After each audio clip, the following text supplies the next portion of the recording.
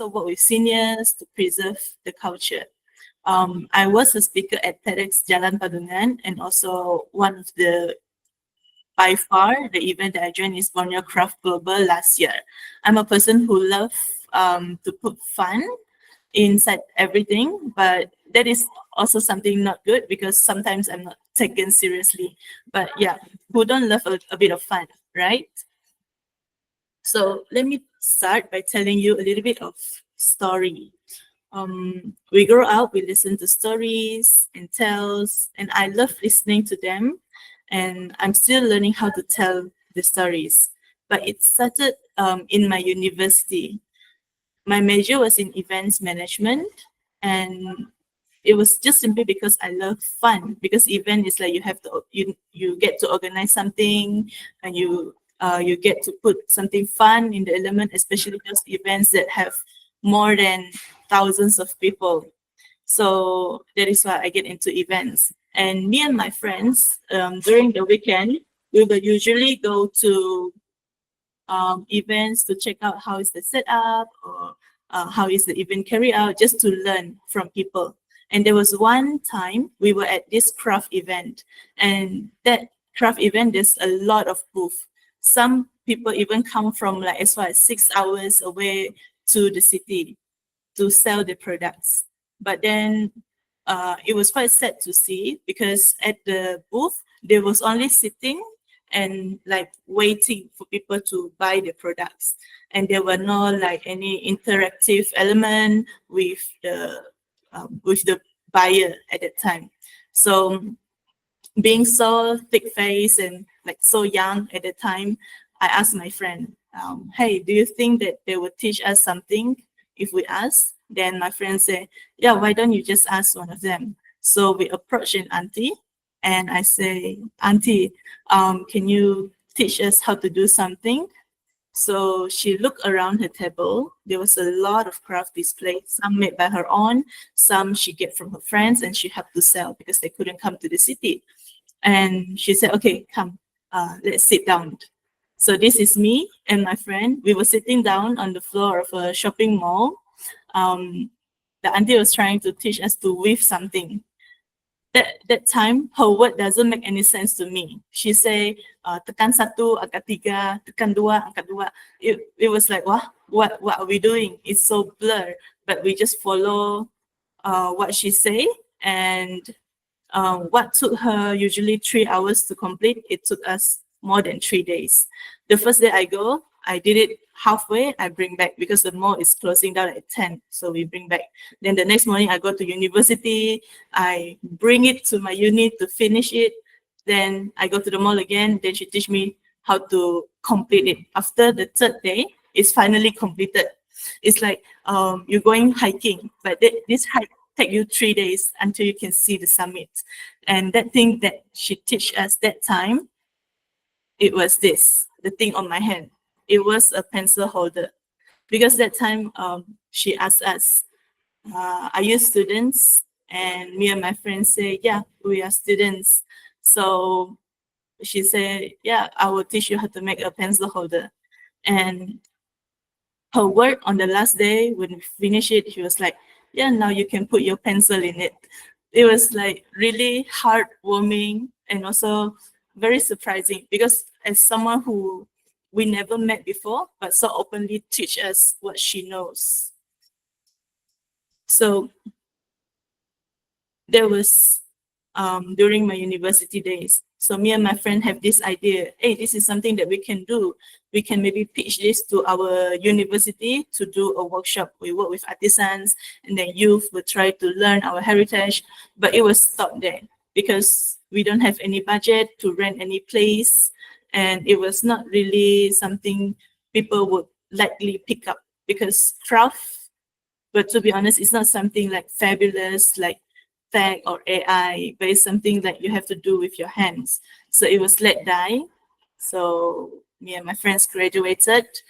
We went working for events company. It was until 2 years later, I have to come back to my home because I was not at home. I was in Kuching that time, and I'm from Miri. So I have to come back to my home, and it was hard to find a job. And then suddenly this idea came back to me, because I'm still in events and I love visiting events every now and then. So there was one event that I go, I see the same thing still happening.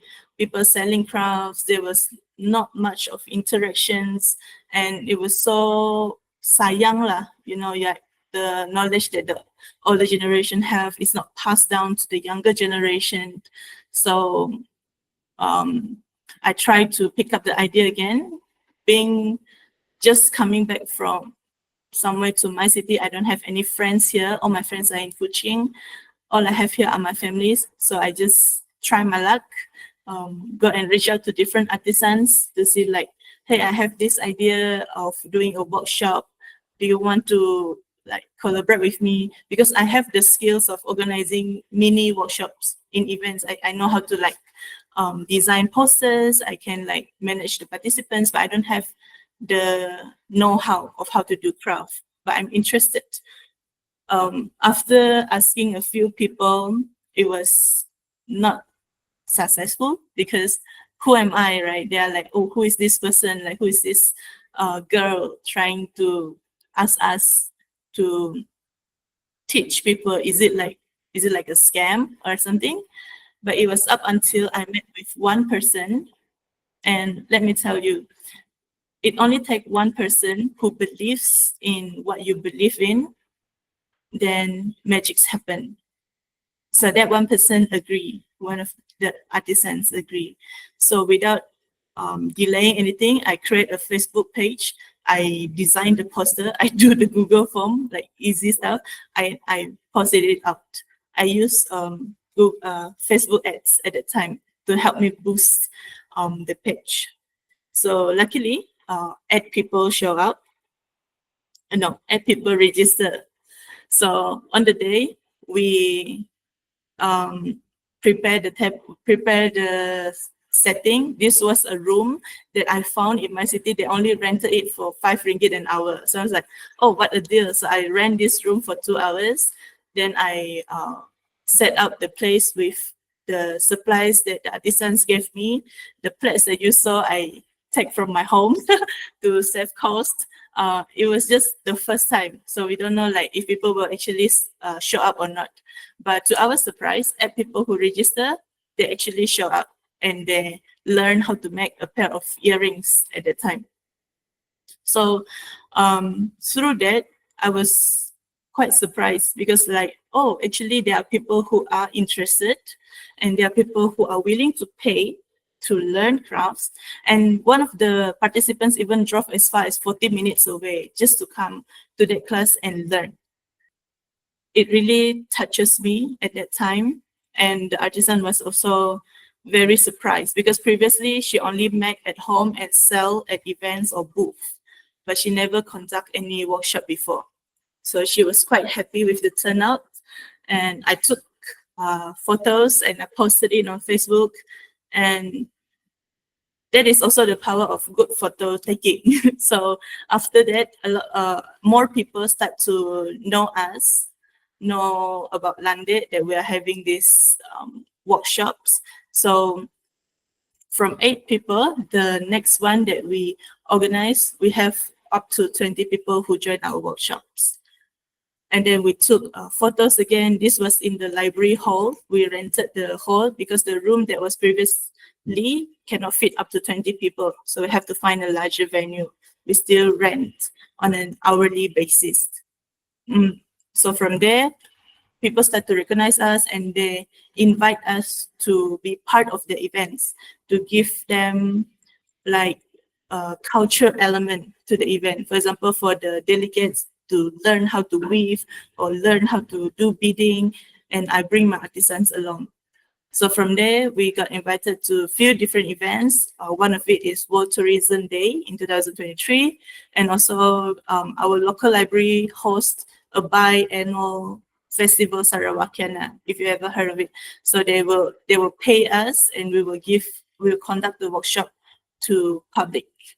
And you can see from this picture, it's not just like the Orang Ulu is joining, but the Malays are joining. Sometimes there are kids who are joining our workshop as well. So it's quite diverse. And we're so happy that people actually want to learn about Sarawak, a place with so much of heritage, and they come in and learn about the crafts. So as we do this for quite a while, for 6 months, it was quite repetitive. So, if someone who loves fun, doing something repetitive, it makes you feel like bored. And also workshops we can only do on weekends or on the time when our artisans is not busy. And when we are not having workshops, we don't have any income. So there are three things that I learned after I do this for 6 months. And I learned it the hard way. First, it was not sustainable. Not sustainable as in not not like environmentally, but as in the income level. Because I cannot find a job back then, so this is what I do most of the time. But the income only come when I do workshops, and when there's no workshop, I can hardly get by. And what we do, like promoting the craft, promoting the technique, is only just a surface level. As I venture more into this industry, I feel like the more I don't know about this industry, there are so much things that some things I cannot share, some things that I can share, and what can be commercialized and what cannot be commercialized, because it's about culture, it is about heritage. It's not just about like a product that you can promote any way you like. So, and the third thing I learned is we have bigger problems. Like there's an elephant in the room that we need to address. So this is the statistic that I found. As we work with a lot of seniors, because artisans mostly they are senior citizens. So through conversation, we often heard that they say they have, struggling financially and things like that. And in Malaysia, 1 in 6 Malaysian will be 60 years old and above in just 5 years' time. Now it's 2025. So in 5 years, we have more old people than we have now. Actually, this is a world issue. The world is aging. And in Sarawak, we will be the first state who have more old people than other states in Malaysia. But it's so sad to see because we are not ready for this yet, especially like healthcare. Okay, we are improving, but how about the facilities for the aging people, like going on the bus? Can they like take on big steps? Not only talking about the facilities, but also about financially. Can they really retire with the EPF that they have?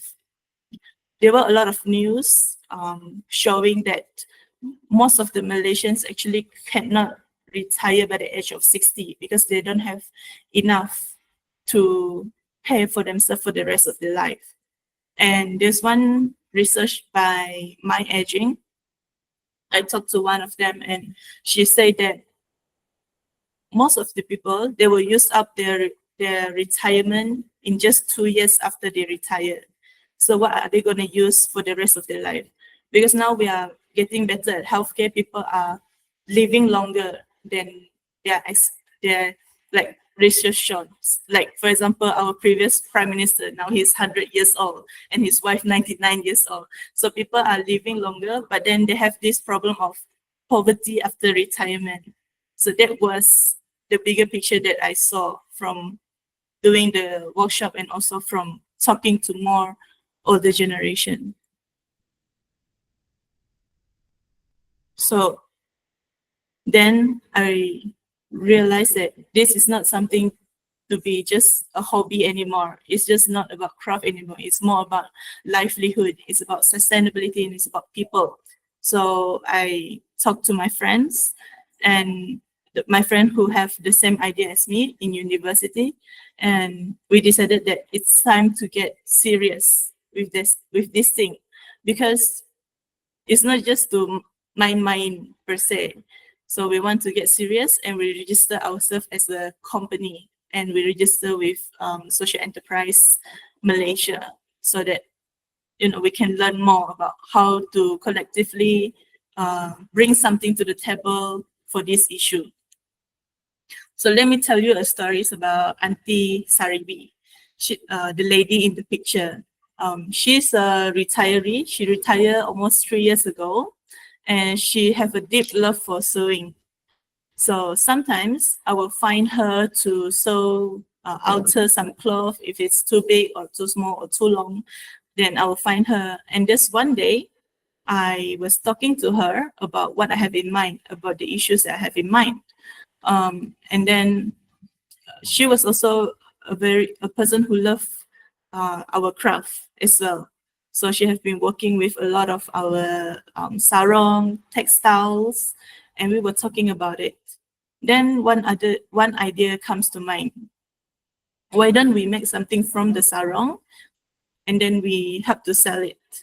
So without getting much delay, I brought a sarong and she helps me and we designed together. So the first thing that comes to mind was a lanyard, because coming from events industry, people use lanyard in every events, and not just events. They use lanyard in university, they use lanyard in office. So it's pretty much something that people would wear every day. But then incorporating those textile, but also like promoting our Sarawak, like culture or heritage as well.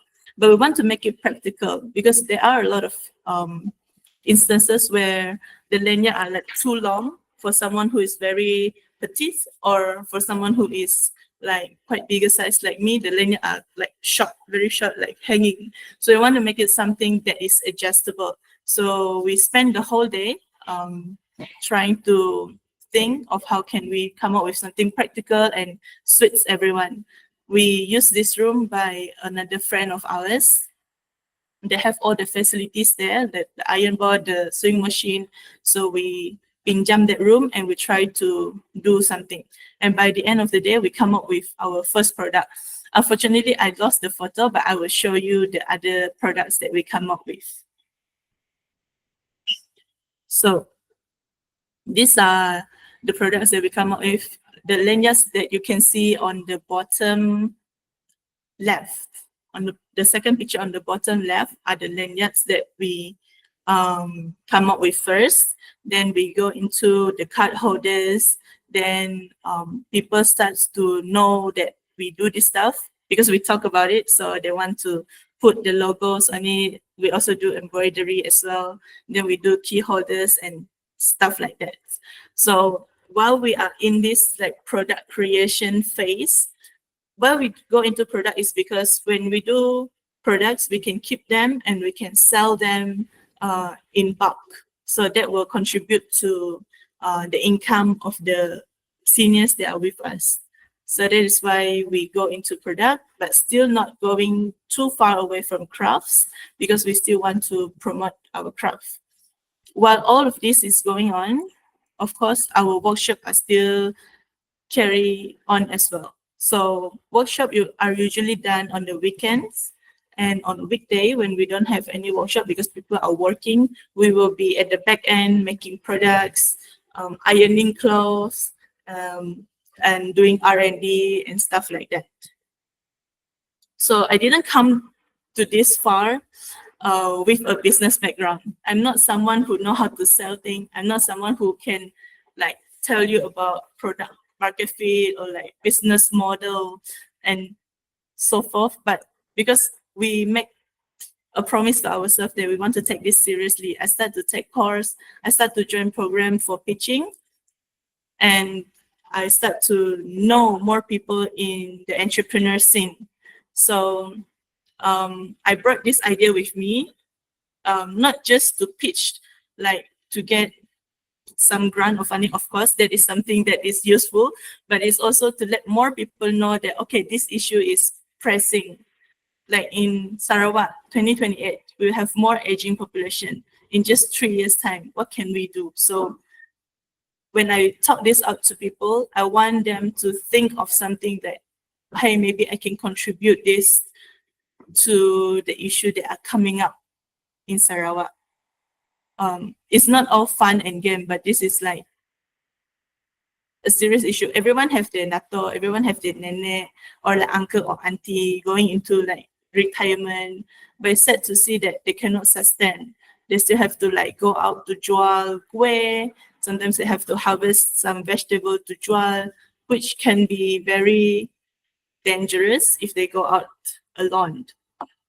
So yeah, through the craft workshops and the products that we sell, it was already 1 year in. No, I mean, I think it's 1 year and 3 months something in.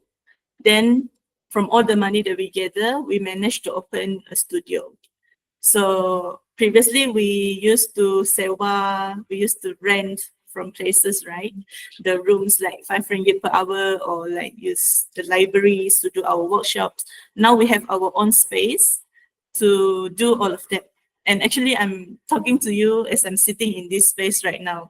So it's in a very community-based shopping mall in Miri. So if you are ever in Miri, of course, you can come over and say hi. So this is where we will have the workshops. We will capture the knowledge here.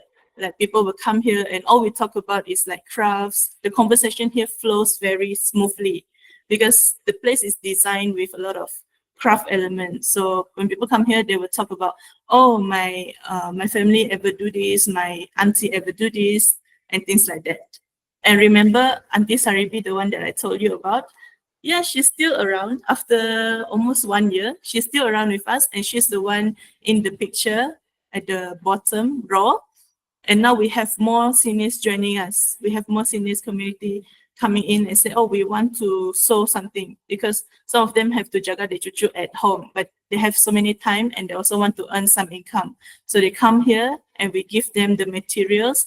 And Auntie Saribi is now the one who is managing like the quality of the products. She's the one who teach them how to sew because we design together, so she knows how, and also what kind of benang to use, or how's the how do you fold, how many inches do you fold.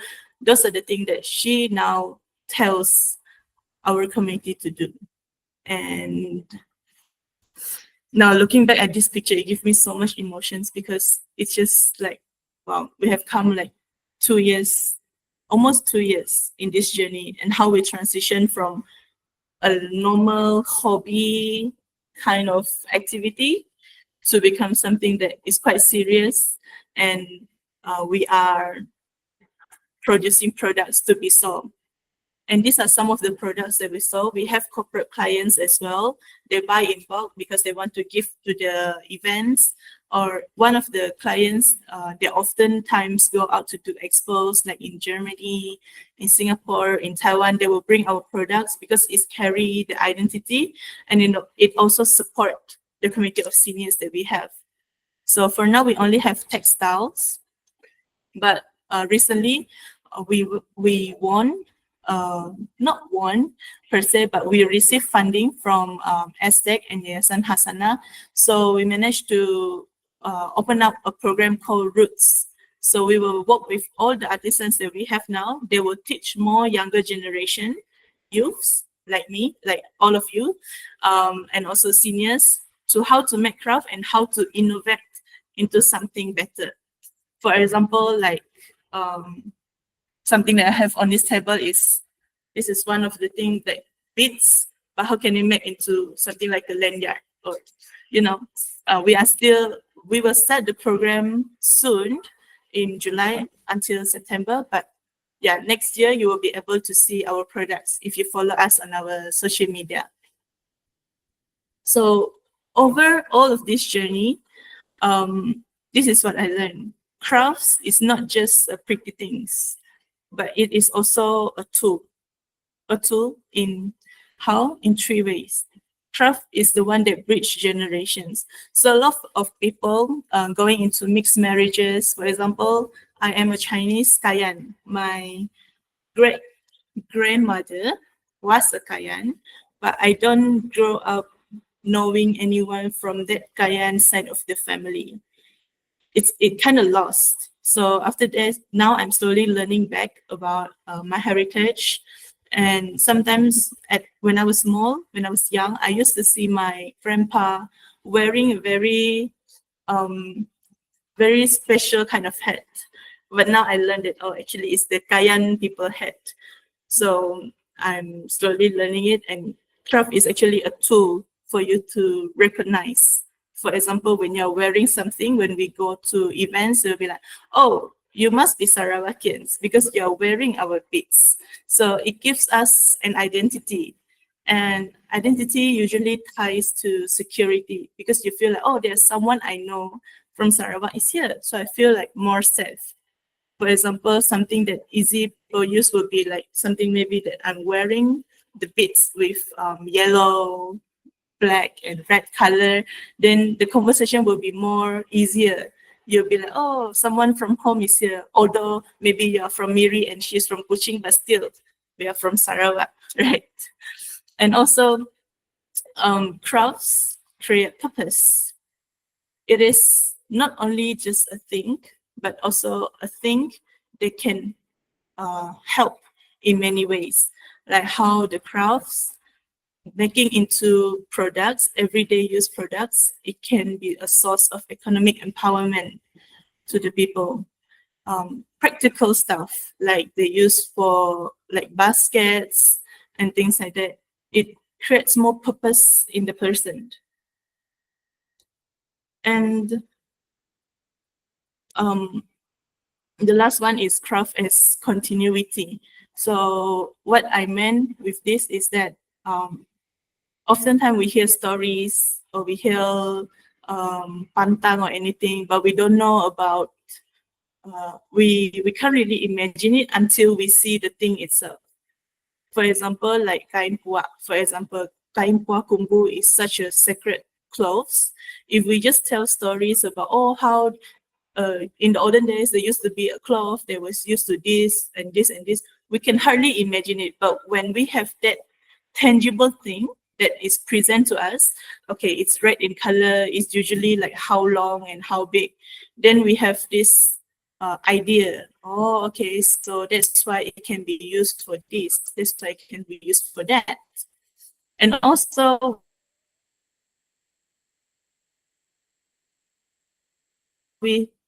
there's a lot of museums, galleries being built to put craft products, which is good.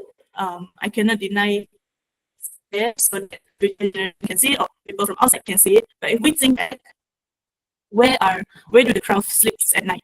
Like where does it wake up to, or which window does it look up to? Actually, it's all here in our eyes, or no, in the artisan's eyes. All of the knowledge, the skills are all kept in their mind. So that is why through a mean product, it can convey the message to more people. So previously, I would see craft as something pretty, as something like to be used to store stuff or to be wear as accessories, but now I see it as something more than that.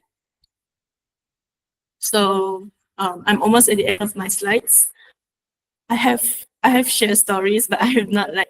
I hope you learn something from the stories, and this is the 3 takeaways that I wish you take home with from today's talk.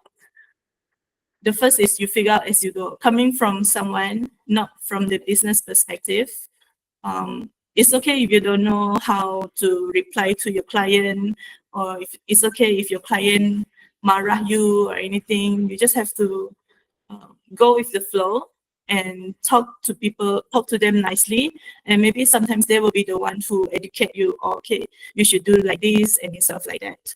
So there is no like, okay, I have to be perfect and like I start. It will be sometimes too late, or like you wouldn't start at all because you just put it aside. The next thing is you use what you have. So as I said, I'm not from the business perspective, but I'm coming from events. So I have the skills like designing, making sure the events the venue is suitable, making sure that people feel good about the stations. So from there, we just use the skills that we have and also the people that we used to talk to, for example, friends or people you met somewhere that have same interests. You just use that first, and from there it will grow.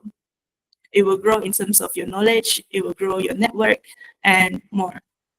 And the last step, and the last thing is small steps actually compound.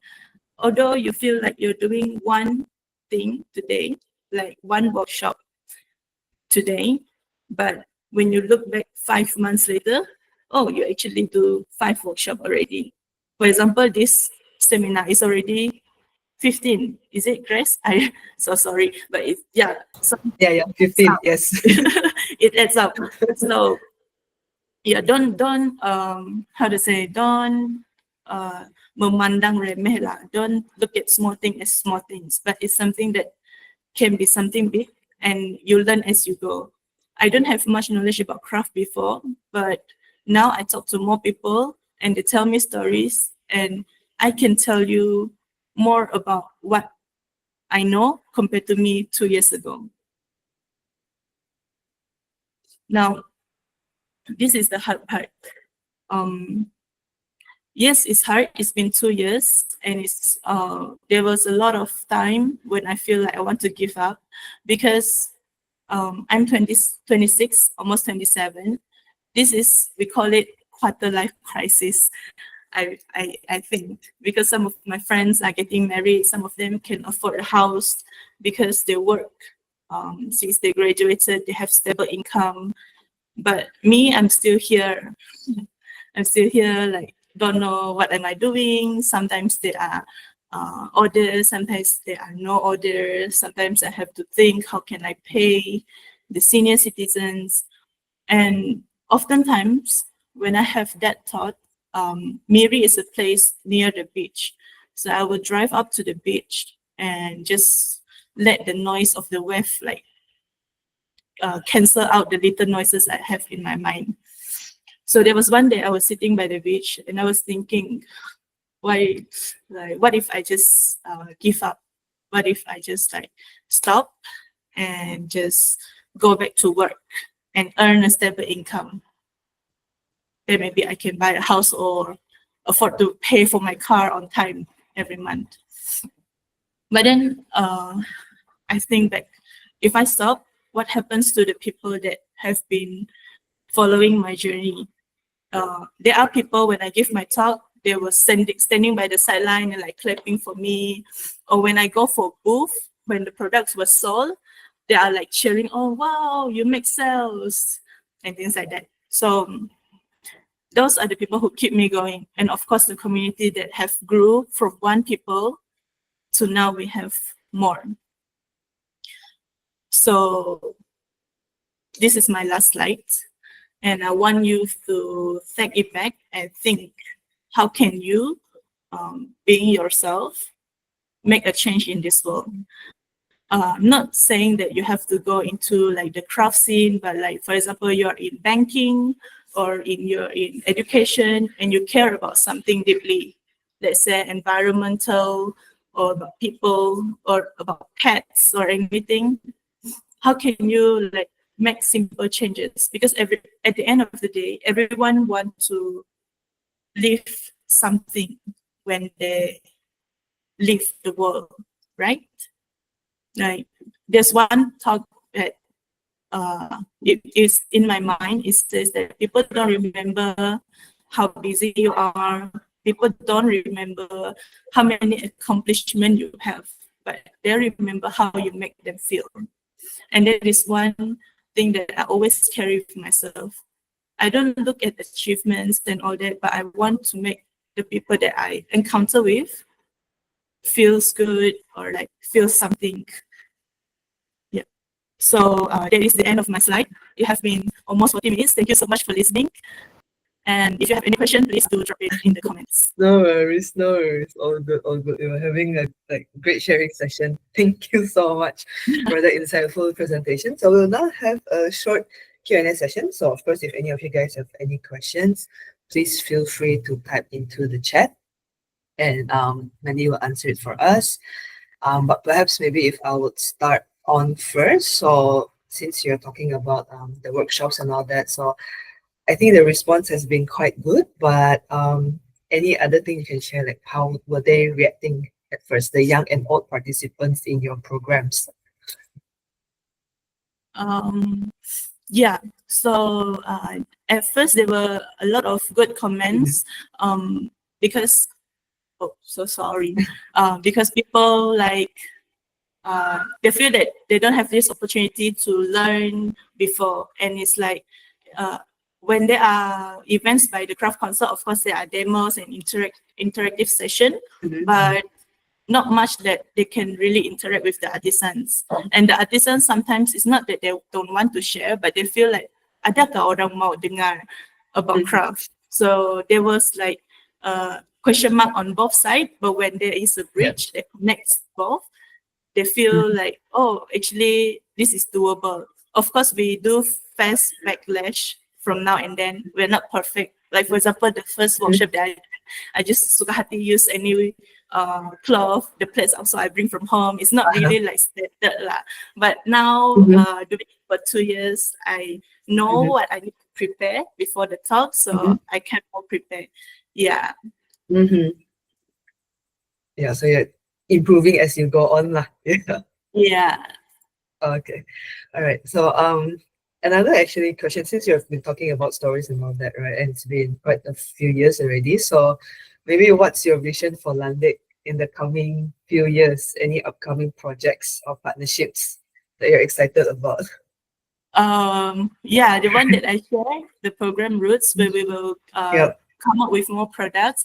But what I really want people to see from what I'm doing, it's not that how to say, it's not like I can do this alone, because geographically it limits me. For example, I'm only in Miri. I cannot do the workshop in Cebu. In Kuching, for example, Kuching has so many Bidayuh people and the culture is also very diverse. What I want is people to pick up this idea and do it at their own community. Because the problem is about aging. It's worldwide, especially Sarawak. It's like happening first in Malaysia, and this is the first, like, tempat pertama yang not many people want lah, because it's in the bad way. But yeah, I really hope that people would do something similar like me. I don't want to keep anything, because it's overall it's for the good of the people. So if people would do the same, I would be very happy. Yeah. Okay. All right. Thank you so much. I think there are no questions on the chat box today, so no worries. Maybe if we could all have a quick group photo